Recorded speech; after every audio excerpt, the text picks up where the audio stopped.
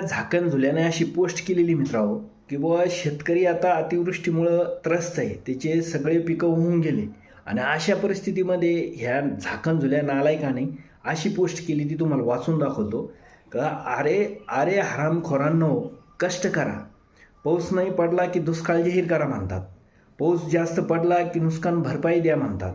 तुम्हाला हरामाची खायची सवय लागली आहे. संकटाशी लढण्याची तुमच्यामध्ये ताकद शिल्लक राहिली नाही. फक्त फुकट कुठे मिळेल याचीच तुम्ही अपेक्षा करतात. म्हणजे किती नालायक माणूस मित्रांनो. हा मला वाटतं अन्न नाही खात, हा गू खात असेल. कारण हा शेतकरी कोणत्या परिस्थितीमधून जातोय आणि त्याच्यावर हे अशी फेसबुकला ही पोस्ट आहे मित्रांनो. म्हणजे इतके नालायक जमान्यामध्ये, म्हणजे आता त्याला तो सरकारच्या थ्रू हा बोलतोय. म्हणजे याला लाज वाटली पाहिजे पोस्ट टाकताना, आहे की नाही.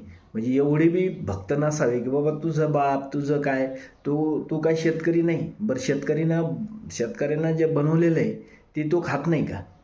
काय गू खातो का? म्हणजे इतके नालायक लोक आहे मित्रांनो. आज शेतकऱ्याच्या घरादारात पाणी शिरून जे काही अन्नधान्य होतं हे सुद्धा होऊन गेलं आहे. म्हणजे तो अख्ख्या जगाला अन्न पुरविणारा आज स्वतः उपाशी आहे, अशी कंडिशन आहे. मुलाबाळाचे शाळेचे साहित्य होऊन गेले. म्हणजे सगळं जनावरात सगळं होऊन गेलं आहे.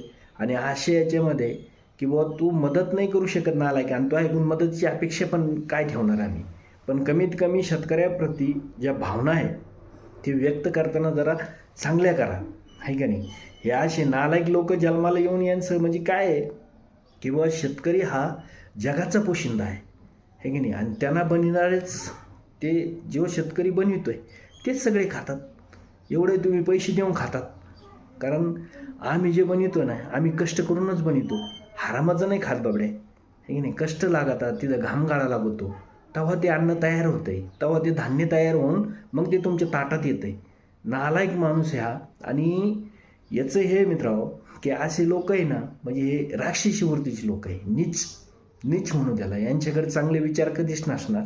आणि असे जे विचार करून टाकतात ना मित्रांनो, तर यांच्या आईवडीलला पण हे सांभाळत नसतील, इतके नालायक लोक असतील.